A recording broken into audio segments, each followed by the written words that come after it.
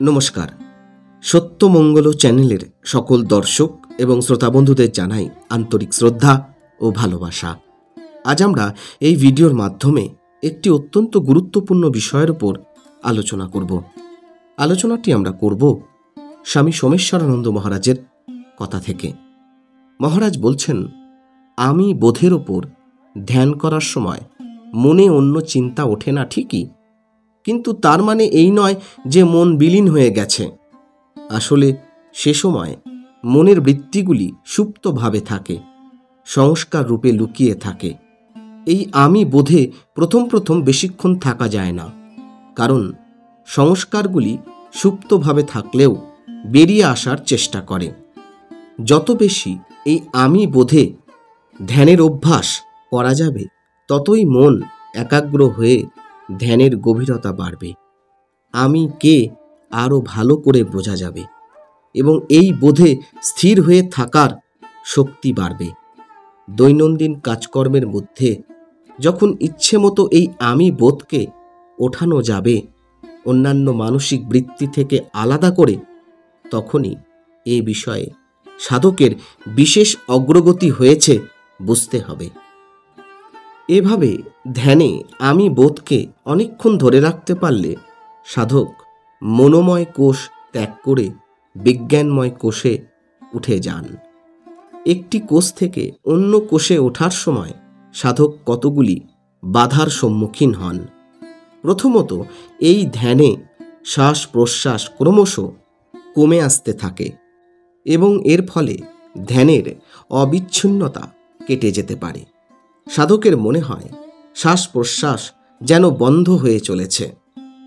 সাধারণ অবস্থায় শ্বাস প্রশ্বাসের কাজে যেমন নাক বুক পেটকে নিয়ে চলে, ধ্যানের গভীরতার সেই কাজটি যেন শুধু নাককে আশ্রয় করে চলে। ক্রমে সেটি নাসিকাগ্রে আসে এবং পরে সেটিও যেন খুব ধীরে ধীরে হয়ে নাসিকাগ্র মাত্রকে আশ্রয় করে একটি অতি ধীর স্পন্দন মাত্রে পর্যবসিত হয়। প্রথম দিকে এর ফলে সাধকের অসুবিধে হতে পারে, কিন্তু অভ্যাসের সাহায্যে অর্থাৎ এই ব্যবস্থাতেও ধ্যান চালিয়ে যাওয়া এটি সহজ হয়ে আসে। শ্বাস প্রশ্বাস অত্যন্ত আস্তে হলেও তার কোনো রকম অসুবিধে হয় না। দ্বিতীয়ত, ধ্যানের সময় মেরুদণ্ডের কোনো অংশ কাঁপতে থাকে, কিংবা মনে হয় একটি ছুরি কেউ যেন মেরুদণ্ডের মধ্যে দিয়ে নিচে থেকে উপরের দিকে ঠেলে দিচ্ছে। এ অবস্থায় সাধকের শারীরিক অস্বস্তি হয়। খুব বেশি অস্বস্তি হলে মেরুদণ্ডের সেই অংশে হাত দিয়ে সামান্য ম্যাসাজ করে দিতে হয়। ম্যাসাজ করার সময় হাতকে ভার্টিক্যালি না চালিয়ে হরাইজন্টালিভাবে চালাতে হবে। এ ধরনের শারীরিক অস্বস্তি অনেক সময় ধ্যানকালীন অবস্থার পরেও হয়। তখন সাধক উঠতে বসতে শুতে এটি অনুভব করেন, স্থির হয়ে থাকতে পারেন না। কয়েকদিন ধ্যান বন্ধ রাখলে এটি চলে যায়, কিন্তু ধ্যান বন্ধ না করে নীরবে এই অস্বস্তিকে সহ্য করা দরকার।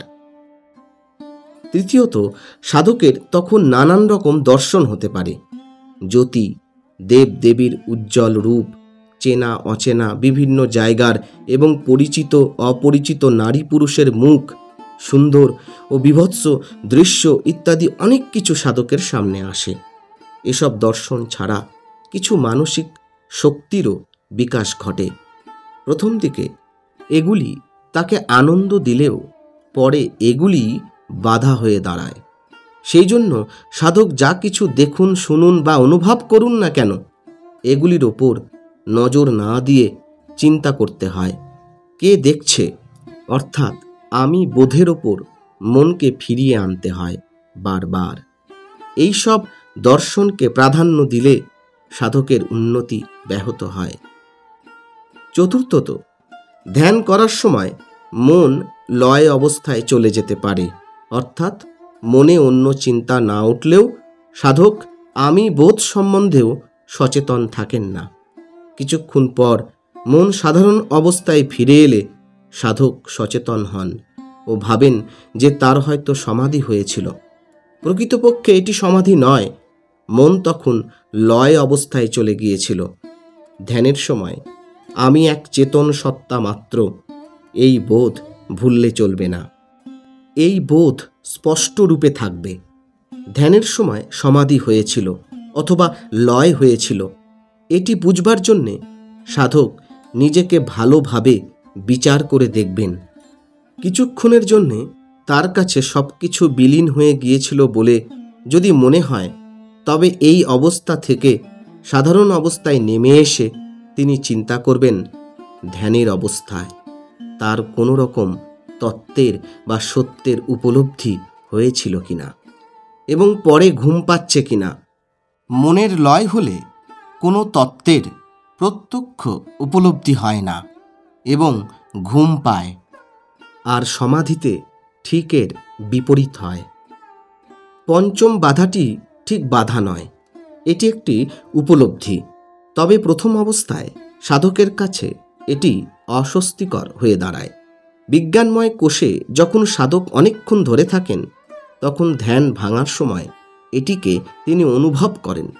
তিনি অহংবোধ থেকে মনোময় কোষে নেমে আসেন সহজে, কিন্তু এরপরই অনুভব করেন তার চেতনা কেন্দ্র তার শরীরের বাইরে।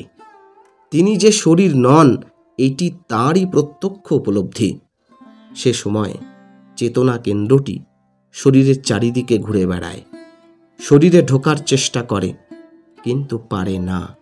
মনে হয় তার শরীর ও মনের যোগসূত্রটি কেটে গেছে। এই অবস্থায় নবীন সাধক ভয় পেয়ে যান। এই সময় ভয় না পেয়ে দেহ চেতনা সম্পর্কিত কোনো স্মৃতি বারবার মনে ওঠালে এটি চলে যায়। সাধক আবার সাধারণ অবস্থায় ফিরে আসেন।